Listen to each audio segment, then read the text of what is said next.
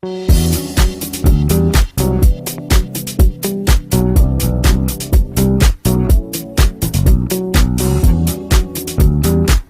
noite, bem-vindos ao nosso webinar Valuation para Startups. Eu sou o Flávio Málaga, eu vou moderar. Temos os dois convidados, o Gustavo Junqueira, do Fundo de Venture Capital KPTL, e o Ricardo, um dos fundadores da Bom para Crédito. Eu já vou passar para eles a palavra para eles se apresentarem, né? Nada melhor do que eles mesmos contarem rapidamente aí o seu histórico. E eu quero primeiro contextualizar, né, o porquê desse tema, e dentro a Finted é uma plataforma de educação que fundamos também para ela justamente tratar dessa intersecção entre a tecnologia, o mercado financeiro e a parte jurídica, né? Então a tecnologia está mudando os modelos de negócios, então a Finted veio para tentar organizar um pouquinho e ajudar no entendimento dessa dinâmica. E esse webinar, ele faz parte da série, né, de 3 webinars que a Finted está patrocinando, organizando. E então nós vamos tratar desse tema, que se a gente for ver, né, eu sou professor do INSPER, da cadeira de Finanças Corporativas do MBA Finanças, eu tenho um escritório voltado para assessoria financeira em processo de fusões e aquisições, e eu sempre trabalhei muito com empresas tradicionais, né? Sempre participei de operações de fusões e aquisições que envolviam a parte de modelagem financeira de empresas que tinham longos históricos, né?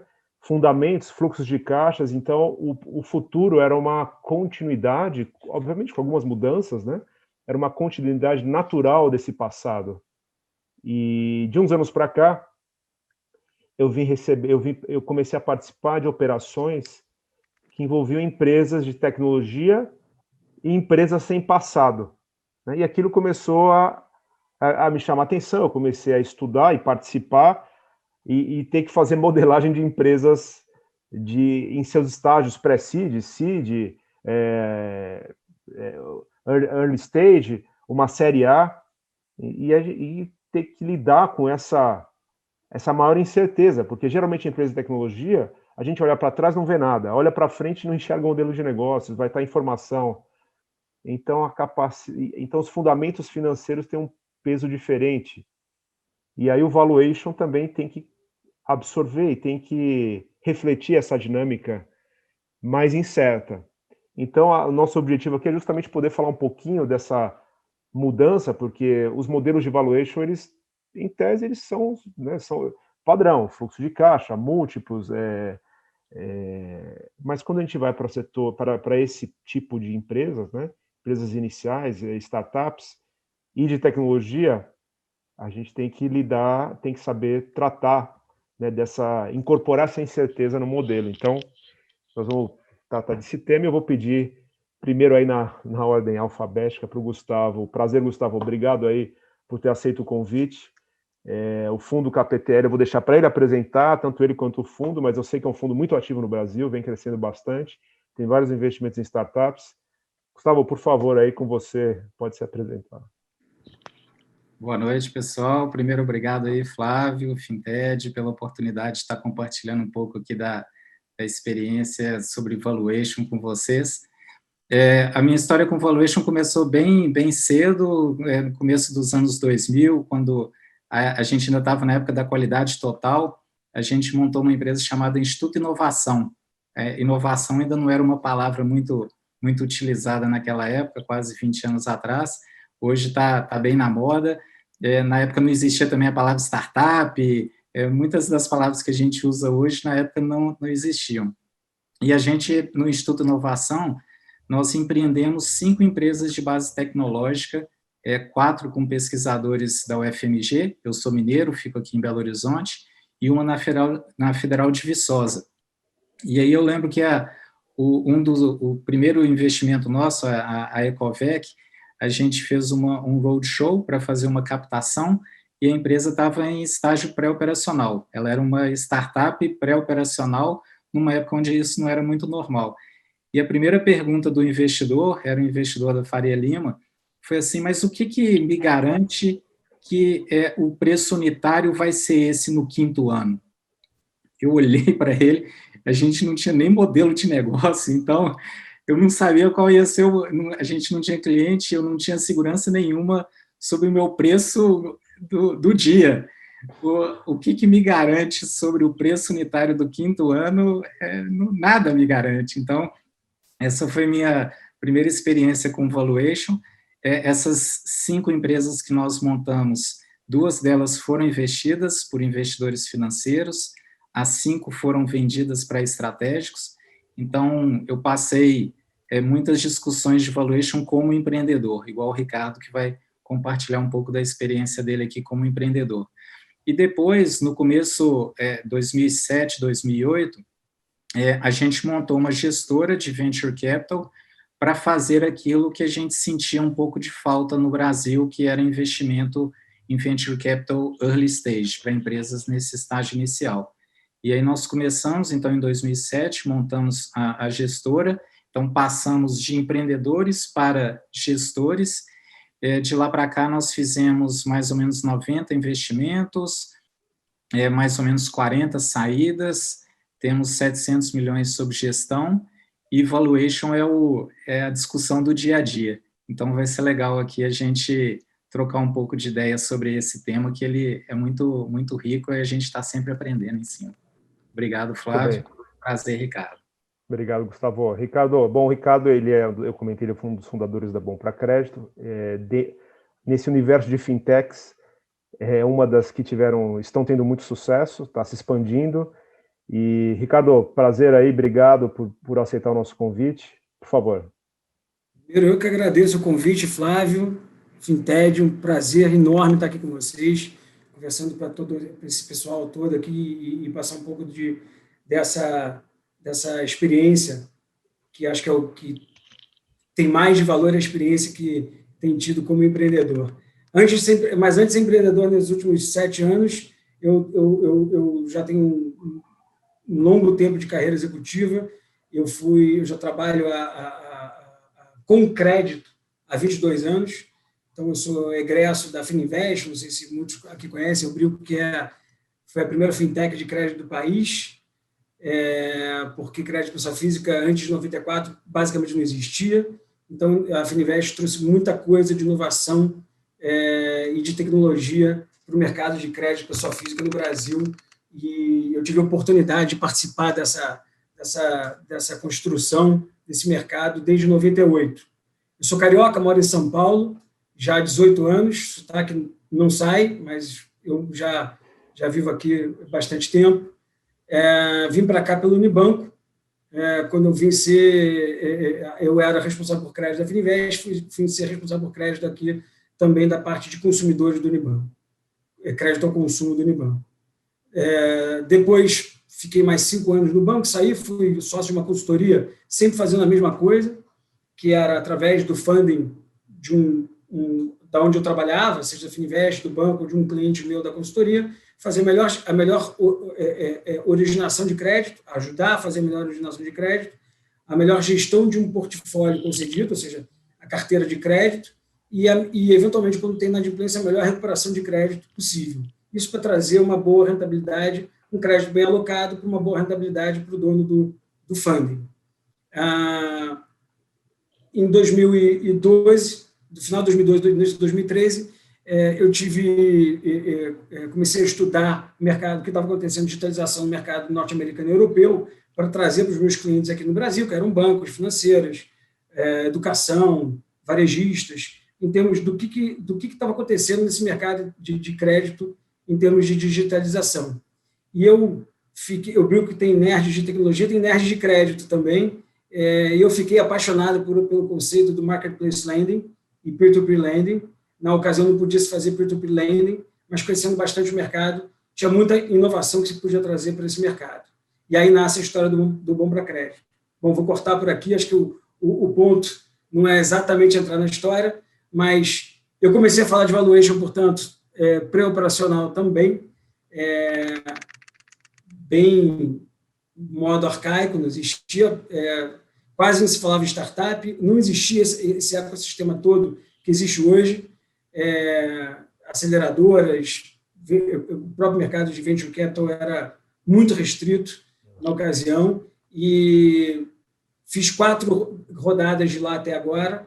Uma primeira grande rodada de 2013 até 2017, que eu digo que foram várias sériezinhas com Friends and Family, anjos, que ajudaram a levantar a companhia. Depois eu fiz uma rodada de Série A, uma rodada de Série B, em 2017 uma rodada de Série A, em 2018 uma rodada de 2017 uma rodada de Seed Money, 2018 uma rodada de Série A e 2019, no ano passado, eu fiz uma rodada de Série B. Aí depois a gente entra mais um pouquinho sobre esses assuntos especificamente.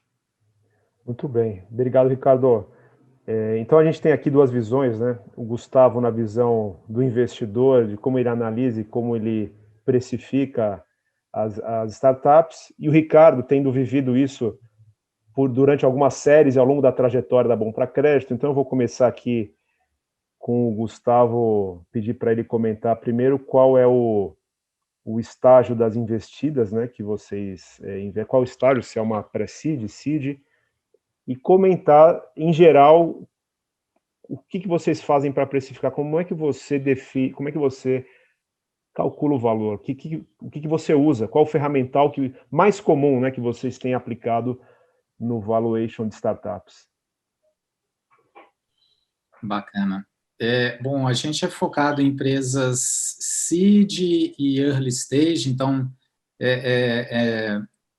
faturamento de 1 a 50 milhões de reais, então empresas que já estejam faturando, mas não maiores do que 50 milhões e que estejam precisando de cheques entre 3 e 30 milhões. Então, esse é o nosso foco, Venture Capital, seed até um Series A ou Series B, dependendo né, esse processo, a caixinha não é tão bem definida.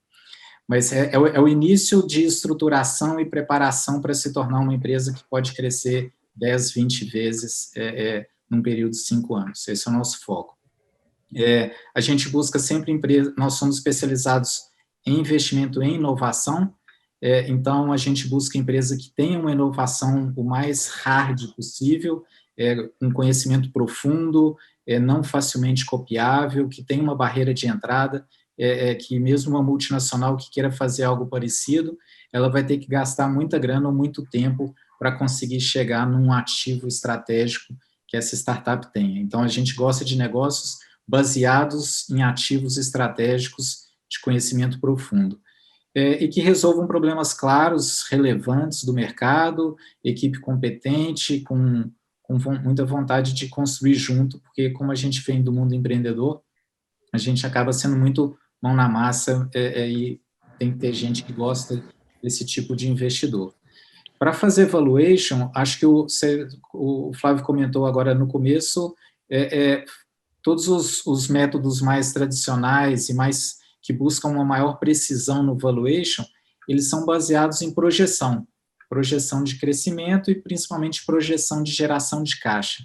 E fazer projeção de geração de caixa numa empresa que está muito no começo um chute, assim, é difícil saber se ela vai crescer 50%, 100%, 200% ou 300%. Muito... Você consegue ter argumentos qualitativos para sustentar quase que qualquer curva de crescimento e elas não são baseadas no passado. Então, quando você faz uma empresa tradicional, você olha para o passado, você não pode fazer um futuro tão diferente do passado. Mas com a empresa que não tem um passado, um histórico grande, a tangente da curva pode ser quase que qualquer uma, e isso tem um impacto gigantesco no valuation. O fato é que, então, esses métodos tradicionais de fluxo de caixa descontado, opções reais, por mais científico e bem feito que seja, por mais esforço que você gaste, você não chega num grau de precisão bom. Tendo isso como fato, então, que não adianta se esforçar muito, a gente não vai ter um valuation melhor com um aumento de esforço, a gente montou uma metodologia própria, baseada em Balance Scorecard, e também com referências de múltiplos de receita, principalmente para empresas SaaS, onde isso já é possível, ter referências, limites. E o ponto-chave dessa metodologia própria é tentar tirar ou apagar a pergunta: quanto vale a minha startup? Que essa a pergunta é: não sei e não vou tentar descobrir. Então, a gente tenta sair dessa pergunta e a gente tenta ir para as perguntas que são as perguntas essenciais. Para o empreendedor, a pergunta é: qual o percentual que eu estou disposto a abrir mão nesse momento para chegar aonde, com qual velocidade? Então, não é o valuation, é assim, esse investidor é um investidor que vai me ajudar a chegar mais longe mais rápido? Se sim, eu estou disposto a ceder 10% de participação. Esse outro investidor que não vai me ajudar a chegar mais longe mais rápido, para ele nem por 20% vale a pena. Eu acho que essa é a pergunta essencial do empreendedor e a gente não pode fugir dela. E a pergunta essencial do investidor é: como que eu multiplico o meu capital? Então, se o valuation é A ou se é B, é menos importante. O importante é como que eu multiplico o meu capital por 5, 10, por 15 vezes e qual o risco ou a chance de eu alcançá-lo. Se a gente trazer essas perguntas básicas, eu acho que a gente tem uma melhor negociação ou uma melhor construção do valuation. Então, aí a gente volta no valuation. Mas, de novo, é tentar não responder a pergunta quanto que vale a startup, porque isso a gente não sabe. De qualquer forma, né, Gustavo, você vai ter que atribuir um valor, né? De alguma forma, vocês vão chegar no valor, porque a hora que você negociar o percentual e o montante, de forma indireta, você negociou uma precificação, né? E eu vejo, já vou passar para o Ricardo também, e você complementa, que muitos empreendedores já atribuem milhões à sua startup, né? Sem ter ainda nem passado por uma rodada ou ainda nem ter um modelo de receitas estabelecido, né? E muitas vezes eles param no meio do caminho por essa falta de visão que você acabou de comentar, né? O essencial, né? Essas perguntas essenciais que você colocou aqui. Você ia complementar? Pode falar, Gustavo. Eu só ia comentar uma coisa importante, que a gente volta para a questão do valuation, né, quando determina o percentual e qual o montante de captação, mas é importante também a gente levar em consideração, o Ricardo provavelmente, para conseguir as rodadas, ele levou em consideração, o que os investidores aportam além do capital, porque a conta do percentual, ela precisa levar em consideração esse intangível também. 1 milhão do fulano não é igual a 1 milhão do Beltrano. E isso tem impacto no percentual. Não tem impacto no valuation, entre aspas, mas tem impacto na minha decisão como empreendedor de topar 10%, ou 15%, ou 20%. Então, essa parte do intangível, geralmente, ela fica de fora da equação, e ela é muito importante. Sim, muito bom. Obrigado, Gustavo. Ricardo, você comentou sobre a trajetória da Bom Pra Crédito e as rodadas de funding, né? E eu imagino que a discussão sobre... ela foi mais... Eu estou imaginando, né, que quando foi as rodadas dos 3 Fs, os anjos, os familiares, a discussão sobre valor, eu imagino que ela deve ter sido menos profunda e mais informal. E quando foi chegando os investidores mais fundos, né, e que já tem uma discussão mais técnica, essa discussão para você foi também se tornando mais profunda. Me fala um pouquinho aí como é que foi a precificação, não o valor, mas como é que você fez para definir, né, o percentual que você cedeu, que você acabou atribuindo um valor, né? Sem dúvida, e como o Gustavo aqui falou, o primeiro, ele tem pouquíssima ciência de embasamento, né? Então, nós somos uma categoria nova no mercado, não existia marketplace de crédito antes do Bom Pra Crédito, portanto, não tinha como se avaliar como é que seria esse crescimento, e mesmo assim a gente fez um plano super detalhado, com várias premissas aqui de como que a gente ia conquistar mercado, como que a gente ia trazer credores, como que a gente ia crescer no primeiro ano, no segundo ano. A gente fez um plano de 5 anos, simplesmente através de premissas, né? Claro que a gente conhecia profundamente o mercado. Isso para a gente foi muito importante. Então, quando eu digo a gente, eu tive a ideia, acho que a ideia ela é uma parte da questão, a maior dificuldade que a gente tem é botar o ovo de pé, né? Então, a execução ela faz muita diferença. Então, eu dividi essa ideia com outros dois co-founders que eu chamei para entrar nessa aventura comigo, nessa jornada empreendedora, e a gente fez toda uma fase pré-operacional. Nessa fase pré-operacional, uma dos principais deliverables que a gente tem, que é atingimentos, é construir um modelo de negócios. Então, partindo dessas premissas, a gente construiu um modelo de negócios e o que a gente fez para definir, primeiro, quanto que a gente precisava de dinheiro? Quanto a gente precisava de dinheiro, a gente olhou para essa planilha, toda detalhada, em 18 meses ou 24 meses, a gente zerou o que a gente imaginava que a gente teria de receita.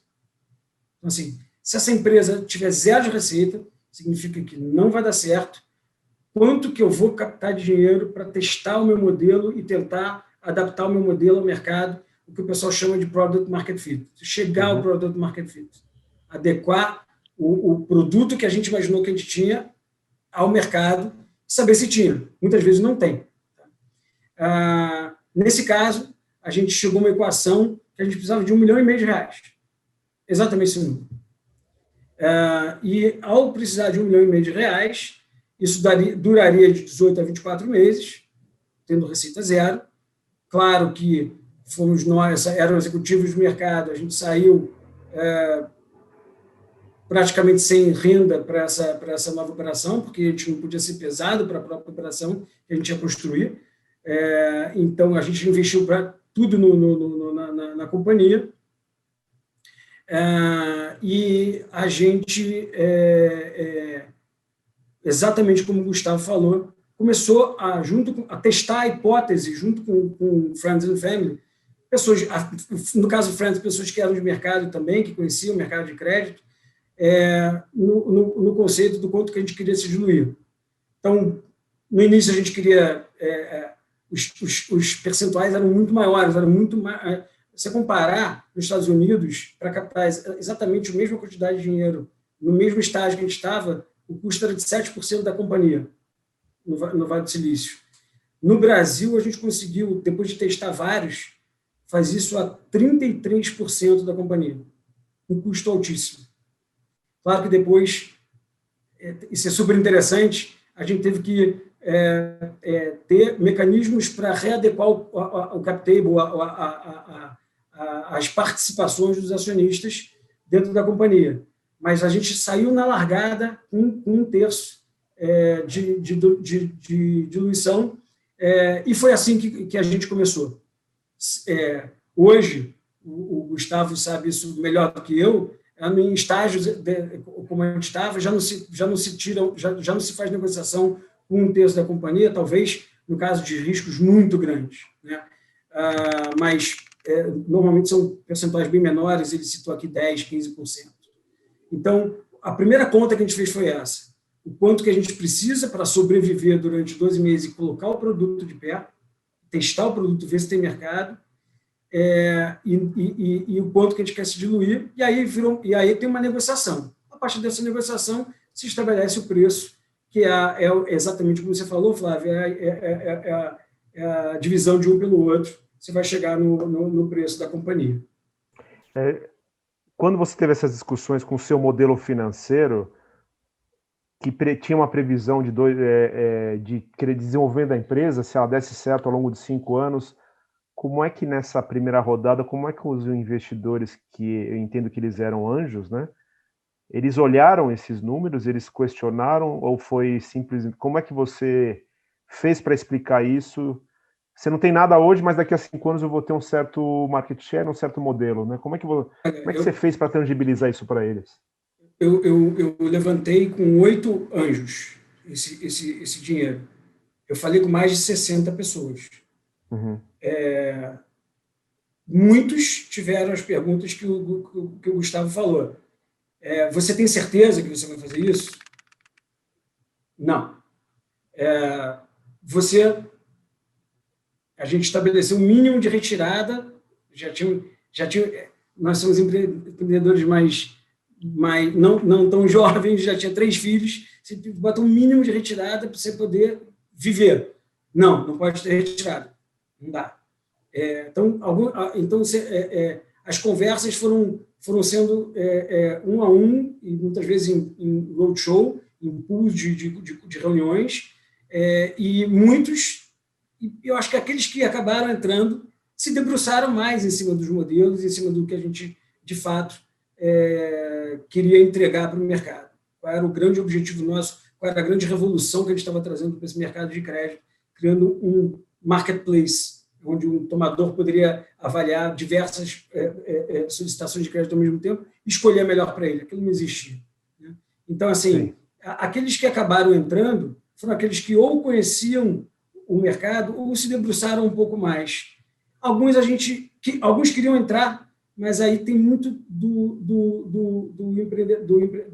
do olhar e saber assim, vai fazer sentido esse investidor entrar com uma quantia X, que pode ser, a gente na ânsia de levantar capital, poderia querer fechar com o anjo A, B, isso serve para fundo XYZ também, tá? Isso é o resto da vida. É quem vai ser teu sócio no fim do dia, né? Então, assim, eventualmente, as pessoas tinham que entender que era um capital de alto risco.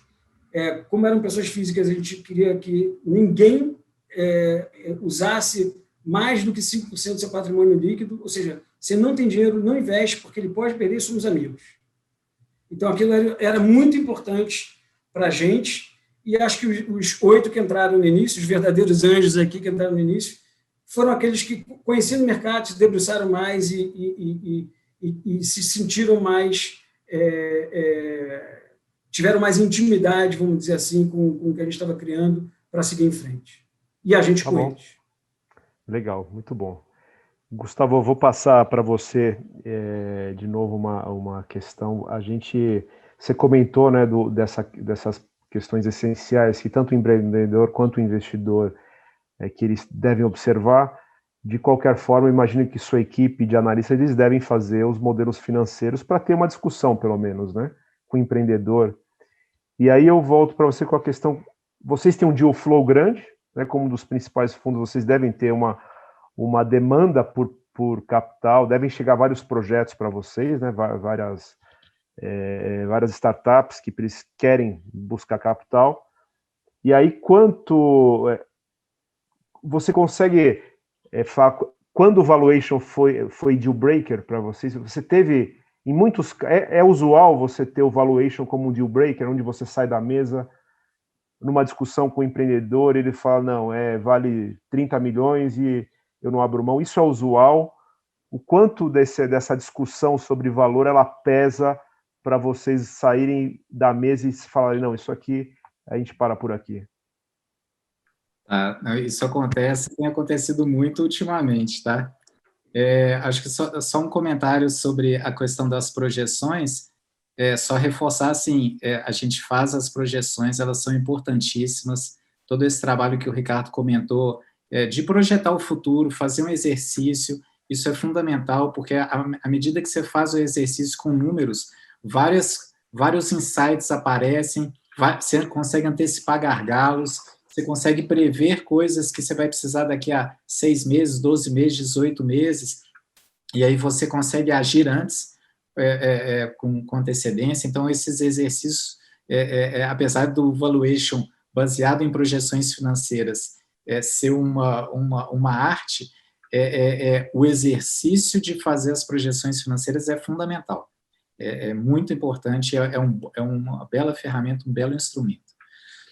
Sobre o valuation nas negociações, eu acho que a gente saiu de um extremo, que foi esse que o Ricardo vivenciou no início da Bom para Crédito, onde eram raros a quantidade de investidores anjo no Brasil, até a palavra ainda era nova, né, naquela época, e eu acho que o pessoal era novo para todo mundo e, no geral, o pessoal errou a mão. Assim, a gente tem várias investidas que foram investidas por anjo antes, nessa época, que pegaram uma participação muito grande, valuations muito baixos. Então, isso aconteceu. E aí, depois, de lá para cá, o desenvolvimento do ecossistema, as aceleradoras, startup, agora é uma coisa que está na mídia, o aparecimento dos unicórnios, na Europa, uma liquidez violenta com a taxa de juros negativa nos Estados Unidos, na Europa, que agora a gente está começando a viver no Brasil. Isso levou para um outro mundo. Hoje a gente tem um problema ao contrário.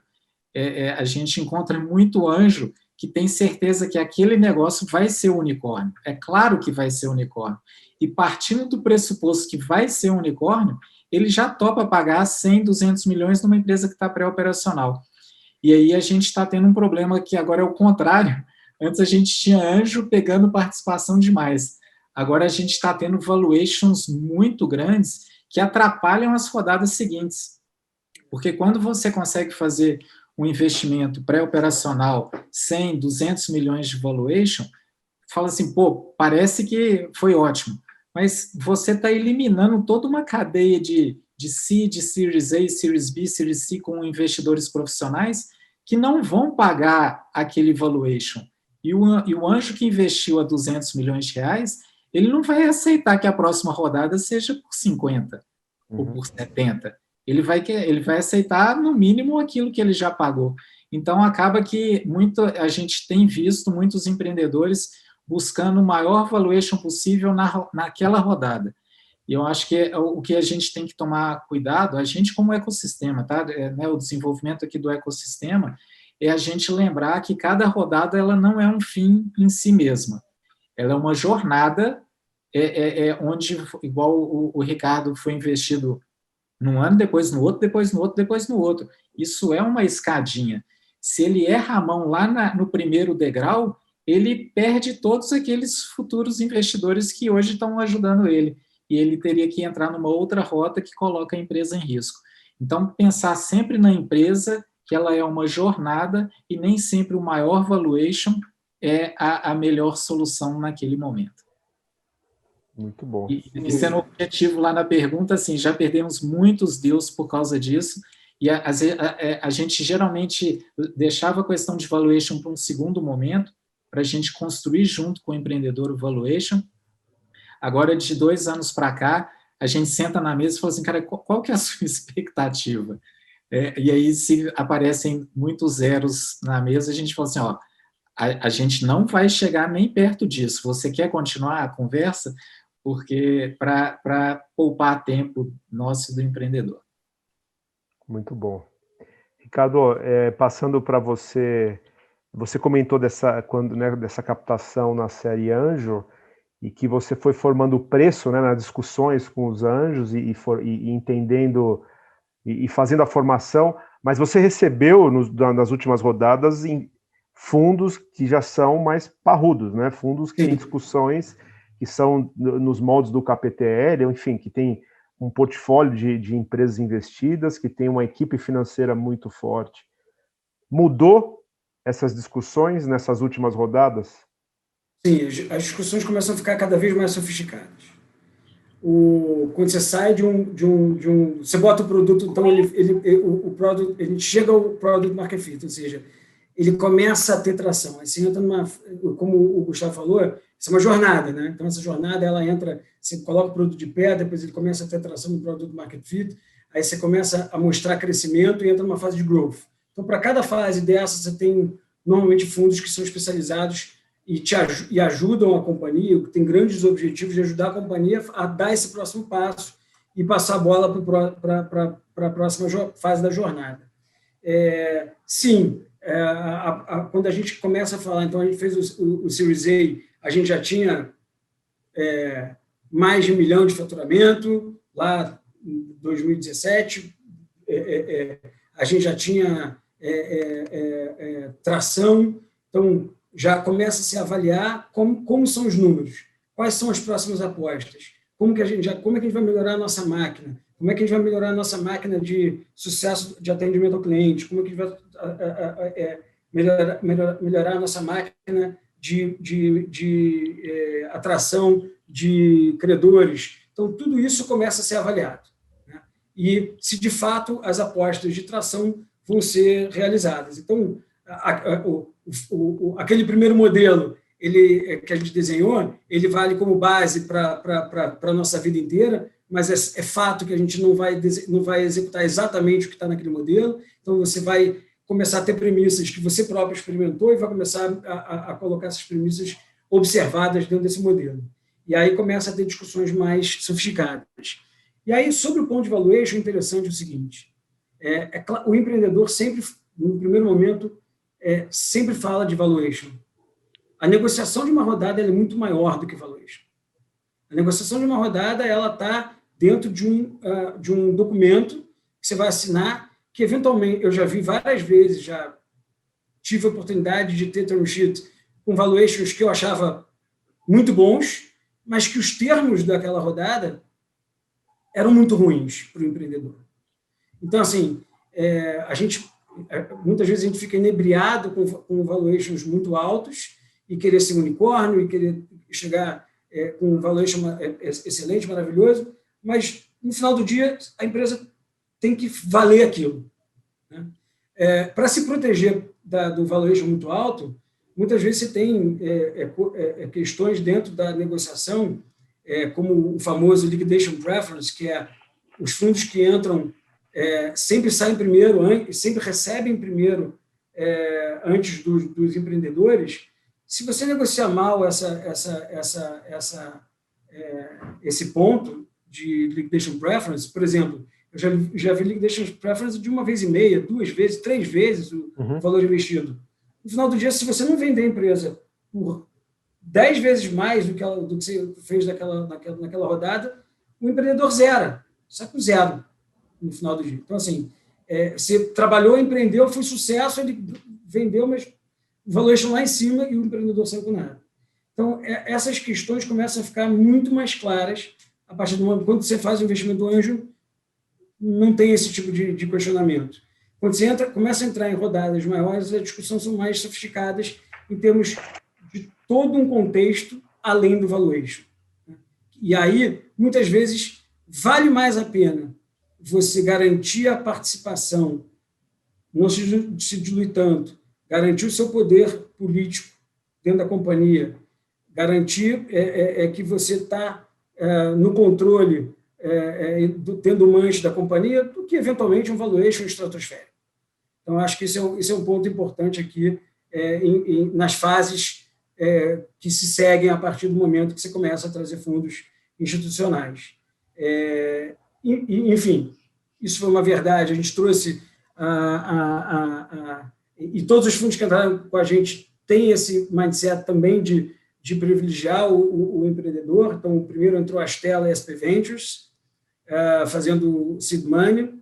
Esse foi em 2017. Depois a gente fez um Series A com a Innova Capital e, finalmente, o Series B no ano passado com a Globo Ventures, o Grupo Globo, que entrou aqui também, investindo aqui no Bom para Crédito.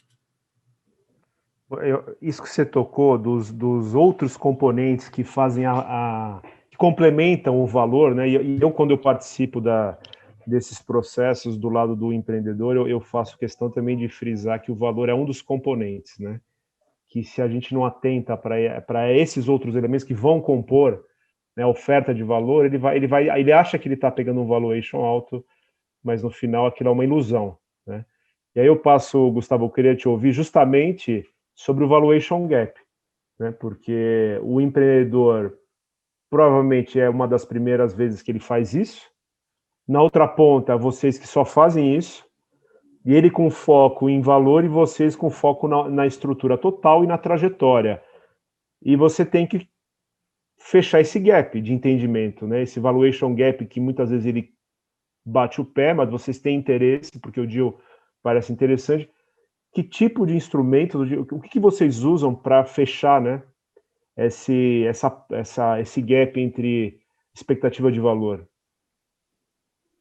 O principal que a gente usa chama earnout. É uma forma de alinhamento de interesse, onde, como a gente comentou antes, o interesse do investidor é muito claro em multiplicação de capital. E o empreendedor geralmente acredita muito naquele futuro que ele está projetado e que, se ele de fato acontecer, o capital vai ser multiplicado, às vezes, mais do que aquilo que o investidor originalmente tinha pensado. O earnout, ele fala o seguinte: olha, eu vou ter aqui 20% da empresa, eu quero ter 20% da empresa, o empreendedor quer que eu tenha 15%, só como exemplo. Aí a gente combina algo assim: olha, eu vou começar com 20, mas se eu multiplicar o meu capital por pelo menos X vezes, eu te devolvo esses 5. Ou se você atingir a meta A ou B no primeiro ou no segundo ano, onde a rampada está muito alta e você acredita, só que eu estou desconfiado que talvez a gente não consiga, eu vou começar com 20, se essa rampada, se a gente conseguir de fato subir esse degrau no faturamento, eu te devolvo esses 5.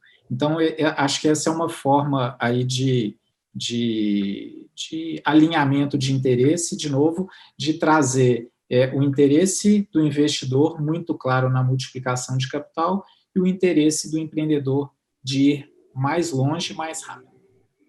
E aí, já juntando, né, com esse seu comentário, a forma de investimento de vocês é sempre em equity?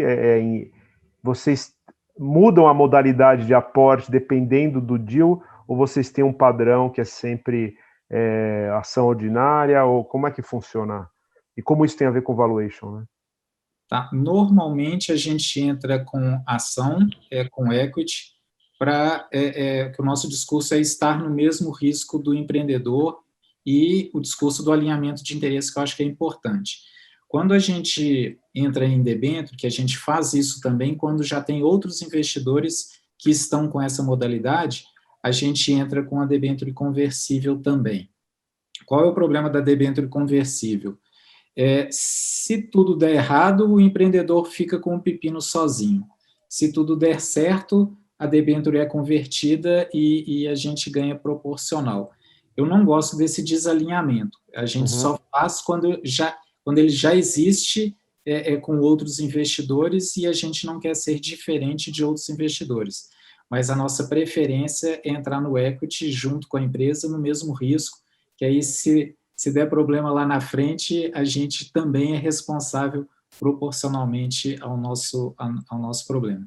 E aí, ao problema. E aí, geralmente, a gente entra com ações preferenciais ao invés de ordinárias, porque geralmente a gente tem alguns poderes de governança e de liquidez que são diferentes das demais ações. Então, a gente quer ter uma governança mais forte para proteger o capital que está sendo investido ali naquele momento, e como geralmente a gente investe através de fundos, e os fundos têm prazo para terminar, a gente precisa de ter alguns mecanismos de liquidez que ajudem a gente a sair de forma facilitada lá na frente. Muito bem. Ricardo, eu queria te ouvir também sobre essa questão das formas de aporte, né, que você recebeu, se teve relação com o tipo de valuation, ou se foi pela característica do investidor, principalmente nas últimas rodadas, né? Eu passei por vários tipos, eu acho que é legal falar deles, porque eu comecei com equity, com os anjos, 100% equity, tudo primária e preferencial. Os investidores sempre entram em preferencial, justamente pelo fato de ter liquidation preference, né? Que é negociado dentro do contrato. Quando eu falo que eu tive 3 rodadas, que essa durou 3 anos, a gente passou o projeto nem é sempre grande, é só rosas, né? Então, a gente chegou no primeiro momento aqui, crescemos super bem no primeiro ano, explodimos no primeiro ano. O principal player nosso que trabalhava no primeiro ano, ele saiu do Brasil. Era um banco que saiu do Brasil no meio da crise política, em 2015. E a gente se viu ali tendo que praticamente recomeçar. Então, eu já estava em conversas com vários fundos para falar de Series A, puxamos o freio de mão e a gente fez debêntures conversíveis com outros anjos, né? Foram todas convertidas. Então, a gente colocou metas, colocou objetivos e falou assim, a gente vai recuperar. A gente acredita não faz sentido a gente ir para o mercado agora para falar com fundos, mas a gente vai recuperar esse valor. E a gente conseguiu e foram todas convertidas. Depois a gente fez mais 2 rodadas de equity, sendo que a segunda, a Series A, teve um fator de secundária, então teve uma parte primária, foi a maior parte da primária quando vai 100% para dentro da companhia, a utilização da companhia. Secundária quando vai para fora. Esse para fora não veio nada para os empreendedores, mas muito positivamente o fundo queria fazer um aporte maior e comprou participações dos anjos que tinham entrado lá atrás. Então, para a gente, para os empreendedores, principalmente que são Friends and Family, foram momentos muito legais de realização financeira, boas realizações financeiras, de pessoas que entraram para fazer também a sua parte, que é tirar o empreendimento do chão, e viram retornos financeiros interessantes com uma secundária ofertada pelo fundo que entrou na Series A. Já na série B, a última série que a gente fez com o Globo Ventures, já foi diferente. Foi um modelo diferente, foi um modelo novo no Brasil, chamado Media for Equity. Então, é um aporte que ele tem um aporte equivalente à equity. Então, um aporte que entra dentro do capital da companhia, ele entra dentro dos objetivos da companhia, mas ele tem uma parte desse capital, ele tem um retorno, no caso da Globo, ele tem um retorno de investimento com benefícios societários. Então, o Bom para Crédito, muito em breve, a gente estará aí nas grandes mídias, justamente tendo essa visão de que a gente está criando uma categoria nova no mercado, muitos já conhecem, a gente tem uma base de 7 milhões de usuários, mas ainda tem muitos a conhecerem e que podem escolher crédito de uma forma super democrática. Então, a gente entende que esse investimento de Media for Equity faria muito sentido para massificar aqui essa nova categoria no mercado. Muitos sabem que existe a plataforma de táxi, muitos sabem que existe a plataforma de hotéis, poucos sabem que existe a plataforma de crédito. Eles podem escolher. Então, essas foram vários tipos de rodadas que a gente fez e que eu acho que tem todas elas têm a sua experiência, todas elas têm a sua sofisticação, mas com certeza com grandes aprendizados. Você, quando olhando para a trajetória, né, da Bom para Crédito, e o Gustavo também pode falar isso, a maior probabilidade da startup estatisticamente, a maior probabilidade é ela parar no meio do caminho. E o Ricardo ele está na cauda da distribuição, né, do lado direito, ele é o que está vencendo a trajetória, conseguiu, enfim, o modelo já se provou, ele está agora exponenciando o modelo, então realmente é uma experiência bem bacana. Você faz parte, né, das startups, é a menor parte que chega nesse nível, né, que consegue vencer essa trajetória. Quer dizer, o que interessa é a trajetória, o Gustavo falou muito disso, o que interessa é a trajetória, a experiência, mas grande parte vai parar no meio do caminho, né? Ou vai ser comprado, ou vai parar porque errou na estratégia de fund, ou errou na monetização, no modelo de negócios, e vocês conseguiram vencer essa trajetória por uma combinação de estratégia, modelo e estratégia de funding também, que é essencial, né, para essa questão. Então, se a gente olha isso, empacotando tudo que a gente conversou aqui, né, o valuation sempre foi uma combinação de arte e ciência. E quanto menos eu tenho de passado e de fundamentos, mais o componente de arte ele vai se tornando relevante, que é você saber que você não vai ter outros componentes vão compor a proposta de valor, né? Ao contrário das empresas que são geradoras de cash flow operacional e tem um longo histórico e são, vamos falar assim, previsíveis, né? Então, quanto mais a gente vai caminhando para esse universo de empreendedorismo e startups, mais você vai ter outros componentes tendo um papel relevante na precificação e na oferta, né? Na oferta de valor. E o empreendedor tem que lembrar disso. Essa cultura que tem que ser desenvolvida, né? O empreendedor enxergar que essa combinação de elementos, né? Que não é só o valor que conta, e que tem os direitos as cláusulas antidiluição, direitos de preferência, direitos de registro, uma série de outros componentes que podem desequilibrar e mascarar o que parece ser um valuation alto. Então, eu acho que isso que fica aí da nossa discussão é que é justamente uma combinação, né?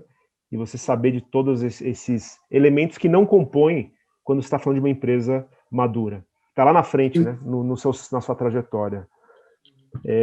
Eu vou abrir aqui nós temos ainda alguns minutos. Eu queria abrir para algumas perguntas que colocaram no chat. Eu vou ler aqui.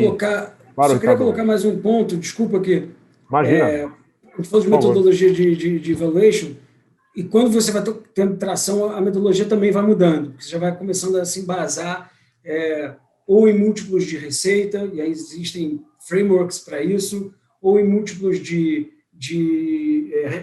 receita recorrente, ou múltiplos de GMV, que é o que você produz dentro da tua companhia. Quer dizer, você vai começar a ter ou o próprio cash flow se a startup começa a virar geradora de caixa. Muito difícil, mas acontece. Então, você tem outros mecanismos que viram clássicos de constituição de valor também dentro da companhia. Mas, de novo, para o empreendedor é sempre importante equilibrar valor com o valor que você tem dentro da companhia. Uhum. Muito bom. Deixa eu colocar aqui algumas questões, e provavelmente eu não vou conseguir passar por todas, né, mas tem algumas, eu vou colocar primeiro, começando com o da Thaís, né, que ela colocou aqui, o que considerar quando o empreendedor está buscando uma série A, né, e está com saúde financeira, ou seja, ela já está pagando a conta, né, a empresa já para em pé, o que considerar quando você está nesse estágio? Enfim, não sei, quem que gostaria de... Provavelmente você passou por isso, o Gustavo deve ver situações como essa também, empresas que já param em pé, né? O que muda?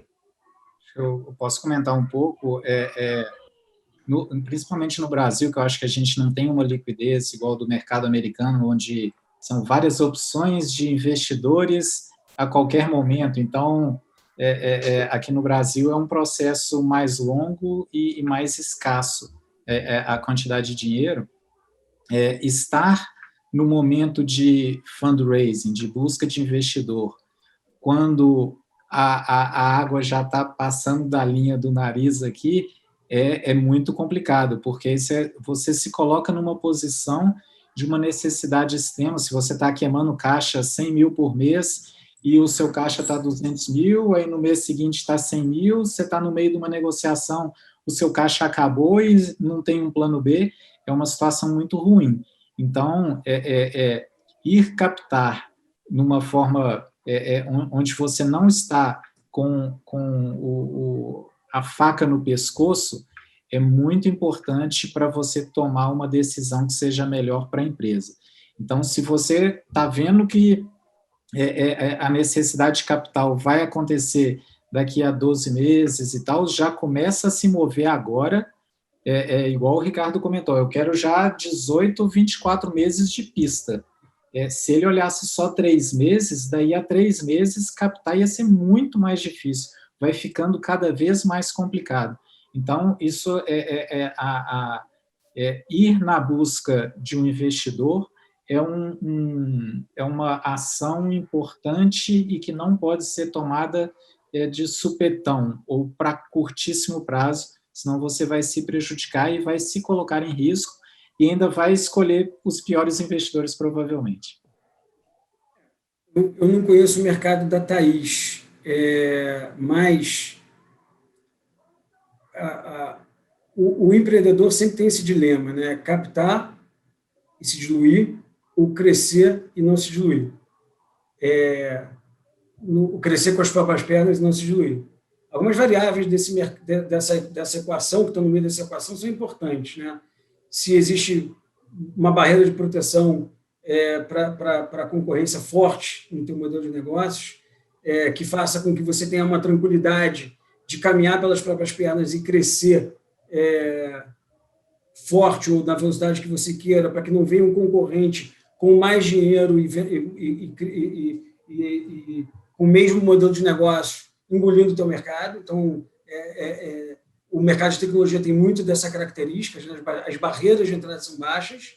Então, criar barreiras de entrada dentro do mercado, da sua empresa, seria criar, ou se você já tem, seria super, super importante para você crescer mais e ter, eventualmente, negociações até melhores, né?